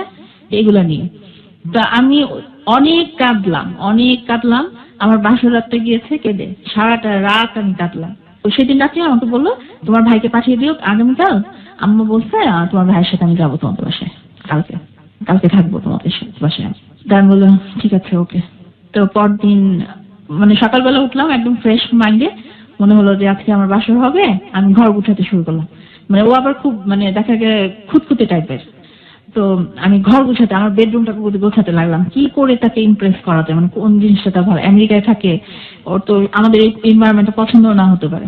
পুরো ঘর আমি চেঞ্জ করলাম, আমার যে বেডটা থেকে শুরু করে আমার ড্রেসিং টেবিল, আমার পড়ার বইয়ের যে ছিল, র্যাকটা ছিল, সেটা পর্যন্ত আমি চেঞ্জ করেছি। কার্পেট আনিয়েছি নতুন, কার্পেট আনিয়ে, কারণ ওটা আমাকে আগে বলে নাই, প্রিপারেশন নেওয়া, আগের দিন রাত্রে বিয়ের রাত্রে বলেছে। সব আমি গুছালাম, করলাম। তারপর আমার ভাই বিকেল 4টার সময় গেল, গিয়ে ওকে আনতে গেল, মিষ্টি টিষ্টি নিয়ে গেল। তারপরে আসার পরে নিচে সবাই মিলে ড্রয়িং রুমে বসে নাস্তা টাস্তা করলাম, করে আমার বেডরুমে ওকে নিয়ে আসলাম। এসে আমাকে বললো কি তোমার ভাই কয় কেজি মিষ্টি নিয়ে আমার বাসায় গেছে? প্রথম কথা ছিল এটা। আমি বললাম যে কেন, কয় কেজি দেওয়ার কথা ছিল? বলে কি মিনিমাম 1 মণ মিষ্টি দেওয়ার দরকার ছিল, তোমার আজকে পাঠানোর দরকার ছিল। তো এটা বলার পরে তখনও মানে ডিনারটা হয়নি, নাস্তা খেয়েই তো পরে আসলো, ডিনারটা হয়নি। তারপরে ডিনার করলাম, করার পরে যে বাসর হলো। মানে এই বিষয়গুলো কি বলা যায় একজন মানুষ আরেকজন মানুষ? লজ্জার বিষয় না? মানে কয় কেজি মিষ্টি নিয়ে গেছো, কিংবা কি অনুষ্ঠান করেছো, কি খাবার দিয়েছো, হাজবেন্ড আর ওয়াইফকে জিজ্ঞেস করছে, খুব লজ্জার না বিষয়? নববিবাহিত মানে ওয়াইফকে, বিয়ের একদিনও হয়নি আসলে। আমাকে এটাও বলেছিল, এই তোমার বন্ধু বান্ধব কাকে কিন্তু জানাই না বিয়ের খবর, যখন ঘটা করে অনুষ্ঠান করবো একদম তখন সবাইকে দাওয়াত দিবা, ইনভাইট করবো, তখন আসবে, সবাই অবাক হয়ে যাবে, আল্লাহ ওর বিয়ে হয়ে গেছে, এত ভালো একটা ছেলে পেয়েছে, সবাই দেখবো তোমার বাপের জেলাস হয়ে যাবে। ও এট দ্যাট টাইম ওই বিয়ের 1 সপ্তাহ আগে কিন্তু আমার যে বললাম না ফুল টাইম আমি একটা জব খুঁজছিলাম কোন ইউনিভার্সিটিতে, ইন্টারভিউ দিলাম, বললাম 8 জনের মধ্যে আমাকে সিলেক্ট করলো এবং বিয়ের 1 সপ্তাহ আগে আমাকে ফোন করে জানানো হলো যে আপনার হয়ে গেছে, জব হয়েছে, আপনি হচ্ছে আপনার অ্যাপয়েন্টমেন্ট লেটারটা নিয়ে যান। ইউনিভার্সিটির লেকচারার? হ্যাঁ, লেকচারার। তো ওকে আমি এই কথাটা বললাম, বলার পরে ও বললো কি তোমার ইউনিভার্সিটিতে জয়েন করার দরকার নেই, তুমি যেখানে রিসার্চ করতেছো ওইখানেই থাকো। আমি বলছি না আমি তো ফুল টাইম। বল কি কেন, তোমার কি দরকার? আমি বলছি না দরকার নেই, কিন্তু আমার ভালো লাগে টিচিং প্রফেশনটা, আমি পড়াবো, এটা আমার খুব ভালো লাগে। আর রিসার্চে তো ধর অনেক সময় দিতে হয়, রাত 8টা বেজে যায়, অনেক সময় বাসায় ফিরতে ফিরতে একটু টায়ার্ড লাগে আসলে। আর যদি পিএইচডি করতে চাই তুমি তো আসোই, আমি তোমার সাথেই তো যে করতে পারবো ভবিষ্যতে, এটা তো প্রবলেম না। তো ও তখন কিছু বলেনি। তো বিয়ের রাত্রে সকালবেলা তো বন্ধু বান্ধবদের ফোন দিচ্ছি, আমি আমার বান্ধবীদের ফোন দিলাম, তো দেখলাম কি মানে আমার চেয়ে না, আমি নতুন বউ আমার চেয়ে কথা বলার চেয়ে দেখা যাচ্ছে আমার এক বান্ধবীর সাথে সে 1 ঘন্টা কথা বললো। 1 ঘন্টা। আমি ওকে রেখে আমি উপরে গেলাম মানে খাবার দাবার রেডি করতে, করতে দেখি এসে কথাই বলছে। আমি তুমি এখনো কথা বলতেছো? বল কি না বলি না, ভালোই লাগতেছে। 1 ঘন্টা কথা বললো। আপনার বান্ধবীও ভালো লাগছিল তার সাথে 1 ঘন্টা? না, আমার বান্ধবী তো জাস্ট একটা মানে কিউরিওসিটি থাকে কিন্তু মেয়েদের। মাশাআল্লাহ, সেই কিউরিওসিটি 1 ঘন্টা পর্যন্ত। 1 ঘন্টা কথা। ইনফ্যাক্ট জামাইয়ের আগ্রহ প্রথম থেকেই ছিল, একটু হলে বোঝা যায়, এর সুযোগ যেহেতু সে পেয়েছে। হ্যাঁ, কিন্তু আপনার বান্ধবীও তো কম যায় না, মোটামুটি 1 ঘন্টা। না 1 ঘন্টা কি আমার কথা হয়েছে কিন্তু ওই রিলেটেড, এই যে পড়াশোনা, হায়ার এডুকেশন, জব, আপনি কি করেছেন ভাইয়া আমেরিকায়, কি পড়াশোনা করেছেন, আমাদের কোনো অপরচুনিটি আছে কিনা, আমাদের সাবজেক্টে গেলে আমি পিএইচডি কোথায় করতে পারবো, এই টাইপের কথাবার্তাই হয়েছে এইসব। তো তারপরে ওই দিন রাত্রেবেলা আমাদের বাসা থেকে সন্ধ্যাবেলা আমার মাকে বললো কি আমি ওকে আমাদের বাসায় নিয়ে যাই, আপনার বাসাতে থাকলাম। তো আমার মা বললো কি যে আসলে তো মেয়েদের ওই যে একটা উঠিয়ে নেওয়ার যে একটা ব্যাপার থাকে ইয়ের পরে, তো অনুষ্ঠান তো হলো না তো বাবা, তা আমার তো আত্মীয় স্বজন কেউ জানে না, ওরা জানে সবাই যে বিয়েটা হয়েছে তুমি পরেই অনুষ্ঠান করে, আর অনুষ্ঠান না করে মেয়েকে দিব এটা কেমন দেখা যায় না। বলে কি না ও তো আমার ঘরের বউ, আমি আমার বউকে যখন ইচ্ছে তখন আমার বাসায় নিয়ে যেতে পারি, এটা তো কোনো প্রবলেম না। তো বললো কি আমার বাবা মার সাথে তোমার শ্বশুর শাশুড়ির সাথে দেখা করে তুমি আবার চলে এসে রাত্রে। আমি যে শাড়িটা পরেছিলাম সেই শাড়িটা পরেই আমি চলে গেছি। তো দেখা গেল কি পরে অনেক রাত হয়ে গেছে, বললো কি না যাওয়ার দরকার নেই, কালকে যেও। এরকম হওয়ার পরে থাকলাম ওই বাসায়। পরের দিন দেখা গেল কি আমি কি পরে গিয়েছি এগুলো খুব ডিসকাস হচ্ছে, মানে আমার গায়ে গয়না কতখানি, হাতে দুটো শুধু চুড়ি ছিল গোল্ডের, আর গলায় একটা চেন ছিল, আর কানে ইমিটেশন পরেই গিয়েছি। তো দেখলাম এগুলো নিয়ে ওরা খুব সমালোচনা করতেছে যে এই দিয়ে মেয়ে বিয়ে দিচ্ছে, এই করছে সে করছে, আড়ালে আমতালে যে কথা হচ্ছে এগুলো আমি শুনতে পাচ্ছিলাম, কানে আসছিল। তো ওইখানে থাকলাম 2 দিন, আমাকে ফেরত দেওয়ার কথা ছিল বাসায়, তো দিল না, ওকে বলে থাকো এখানেই থাকো, আমি তো চলেই যাবো। আর আমাকে ইমোশনালি এটা বলতে কি যে আমি 1 সপ্তাহ পরে চলে যাচ্ছি। তো তখন কিন্তু আমার কষ্টবোধটা খুব বেশি হচ্ছিল যে ও চলে যাবে 1 সপ্তাহ পরে, বিয়ের মাত্র 1 সপ্তাহ পরে চলে যাচ্ছে, খুব কষ্ট পাচ্ছিলাম আমি তখন। তো দেখা যেত কি বিয়ের পর পরে যে ওই যে পাশে ছিলাম তখনই দেখা যেত আমার শাশুড়ি চাইতো কি আমি রান্নাঘরে যাই। আমি এটা সত্যি কথাই বলবো যে আমি আসলে ঘরকন্যার কাজ আমি পারতাম না, জানতামও না ওভাবে কি করতে হয় না হয়। এই 1 সপ্তাহটা হয়ে গেল 1 মাস, পরে আমি জানতে পারলাম সেটা মিথ্যা কথা বলেছিল আমাকে। 1 সপ্তাহ 1 মাস মানে সে 1 সপ্তাহ যায়নি? আচ্ছা। সে তার টিকিটটা 3 বার চেঞ্জ করেছে, এয়ারলাইন্সে ফোন করে করে চেঞ্জ করেছে, অথচ আমাকে বলেছে আমি ওইখানে গেলে আমি যদি বেশি দিন এখানে থাকি আমার জব চলে যাবে, এই হবে সেই হবে। আমি তখন মাঝে মাঝে তুমি যে 1 মাস স্টে করলা তোমার প্রবলেম হবে না বাড়ালাতে? বলি না সমস্যা নাই, ফোন করে দিয়েছি। আসলে কিন্তু ও জবলেস, তখন কিছুই করে না এখানে, ও টোটালি বেকার, ওখানে কিছুই করে না। তা আমি তো জানি না এটা, আর আমি জানি একটা ভালো একটা রেপুটেড একটা ফার্মাসিউটিক্যাল কোম্পানিতে জব করছে এখানে। আপনি বিয়ের পরে ডকুমেন্টস গুলো পাননি ওরা হাতে? না না, ও কখনোই। ও বলতো আমি তো এগুলো আমেরিকায় রাখছি, এখানে আনবো কোত্থেকে, তোমাকে দেখাবো কোত্থেকে। যে আমি আর মার বাসায় আসলাম না, আমাকে বলে কি যতদিন আছে আমার কাছে থাকো, বুঝছো, চলে গেলে কিন্তু কান্না করবা। তো বিয়ের 10 দিনের মাথায় আমরা দুজন শুয়ে আছি, টিভি দেখছি, তো হঠাৎ করে ওর মোবাইলে মেসেজ আসলো, ও বললো কি ড্রয়িং রুমে চলে গেল। তো আমি টায়ার্ড ছিলাম নাকি আমার ঘুম এসে গেছে, আমি ঘুমিয়ে পড়েছি টিভিতে দেখতে দেখতে। আমি ভাবছি কোনো বন্ধু বান্ধব ফোন করছে, কথা বলে আসবে আবার। হঠাৎ করে ঘুম ভাঙছে, দেখে আসে না অনেকক্ষণ, তো ঘড়ি দেখলাম দেখি অনেক রাত হয়ে গেছে। তো ও আমি গেলাম ড্রয়িং রুমে, দেখি সোফায় শুয়ে শুয়ে টেক্সট করছে, মেসেজ পাঠাচ্ছে কাউকে আর করছে। তার বলছি যে ঘুমাবো না? বলে কিনা আমি একটু সোফায় ঘুমাবো, বাট খেলা হচ্ছে তো তোমার তো ডিস্টার্ব হবে এখানে টিভি চাললে, আমি খেলা দেখবো। আচ্ছা ওকে ঠিক আছে। পরের দিন দেখলাম একই কাহিনী, রাতের বেলা উঠে চলে যায়, হয় কোনো ফোন আসে না তো মেসেজ আসে এরকম। আমার মাথায় তখন একটা সন্দেহ হলো। আবার ভাবতাম কি যে আমেরিকায় তো এখন দিনের বেলায় আমেরিকা থেকে কোনো ফোন আসতেই পারে, আমেরিকায় তো দিন, বাংলাদেশে তো রাত, ফোন আসতে পারে হয়তো কোনো কলিগ বা কোনো বন্ধু। আর দেখতাম কি ফোন আসলে আড়ালে আবদালে কথা বলে, আমার সামনে না। একদিন হয়েছে কি যে আমি পাশাপাশি শুয়ে আছে, মনে করেছে ও আমি ঘুমিয়ে গেছি। হঠাৎ করে দেখলাম যে তার মোবাইলে একটা মেসেজ আসলো, টেক্সট আসলো। তো ও ভেবেছিলাম ঘুমিয়ে পড়েছি। তো ও, আমি যে জেগেছিলাম সেটা বুঝতে পারিনি। তো আলো দেখে আমি একটু কাত হয়ে দেখলাম একটা মেসেজ আসছে যে you have destroyed my life, এই কথাটা লেখা। ও পড়ছে মেসেজটা। তো যখন আপনি কিভাবে দেখলেন, কারণ ওরা তো সেলফোন। মানে পাশাপাশি শুয়েছিলাম তো, ও এরকম করে দেখছিল। তো আপনি আমি একটু তো cross? হ্যাঁ ক্রস করে তাকিয়ে দেখলাম যে হ্যাঁ স্পেলিং ভুল ছিল, ডিস্ট্রয়েড স্পেলিং এটি। তো আমার সন্দেহ হচ্ছে যে এটা তো কোনো ছেলে লিখবে না যে you have destroyed my life, right. এটা তো লিখতে পারে না। তা আমি উঠলাম, উঠে বসলাম, কে মেসেজ পাঠিয়েছে তোমাকে, দেখি তো মোবাইলটা তো। তো আমাকে দিল, মানে ও মানে ড্যাম কেয়ার দিল। আমি বললাম, দেখলাম একটা মেয়ের নাম, মেয়ের নামটা এখন আমার কাছে মনে নাই স্পষ্ট। তবে ওই মেয়েটা একটা মানে টিভি চ্যানেলের নিউজ প্রেজেন্টার ছিল, পরে আমি জানতে পারি। আপনি দেখেছেন কখনো তাকে টেলিভিশনে? টেলিভিশনে দেখেছি, অনেকেই দেখেছি। আমি বললাম যে একটা মেয়ে তোমাকে এরকম একটা মেসেজ পাঠালো কেন? বলে কি, মেয়েকে জিজ্ঞেস করো কেন পাঠিয়েছে, আমাকে জিজ্ঞেস করো কেন? তুমি ড্যাম কেয়ার। তখনও ড্যাম কেয়ার হয়ে গেছে, বিয়ের 10 দিনের মাথায় ড্যাম কেয়ার অলরেডি, ওর রূপ আমি দেখতে পাচ্ছি। ওই মেয়ে আমাকে মেসেজ পাঠিয়েছে, ওই মেয়ে যে ভালো জানে যে আমাকে চেনে কিনা বা ইয়ে। তবে এমনিতে কথা বলার সময় না টুকটাক আমাকে বলতো, জানো আমাকে না অনেক মেয়ে পছন্দ করে, আমার চোখ দেখে সব মেয়ে পাগল হয়ে যায়। আমি কোনো মেয়েকে কখনো নক করি না। চোখটি কি আসলে সুন্দর ছিল? চোখ আমার কাছে তখন হ্যাঁ সুন্দর লাগতো, ভালো লাগতো, যেহেতু আমি ওকে, ওর মনটাকেই ভালোবেসেছিলাম আসলে। আর তখন আমি প্রচন্ড গভীরভাবে ওকে ভালোবেসে ফেলেছিলাম। তো ও এই কথাগুলো বলতো, আমি হেসে উড়িয়ে দিতাম। আমি বলছি, কি বলো তুমি? বলে কি যে জানো আমার জন্য না বাংলাদেশের নাট্য জগতের এক নায়িকা পাগল ছিল বিয়ে করার জন্য। আমি বললাম, কেন বিয়েটা হলো না কেন? বলে কি না, আমার বাবা মা তো কখনো এক নায়িকাকে আমাকে বিয়ে করাবে না, ও ছেলের বউ হিসেবে নিবে না। তা আমি বললাম যে তুমি কি এমন যে একদম একদম নায়িকা, নায়িকা হলেই কি একদম ইয়ে হয়? আমি সরি, আমি কাউকে ছোট করে বা খাটো করে কোনো কথা বলছি না। না, আপনি যেটা বলছেন this is real story. And আমি একটু যোগ করতে চাই, আহ, এটা সমাজের একেবারে চিত্র, এখানে গোপন করার কিছু নেই। মিডিয়ার জগতের মানুষ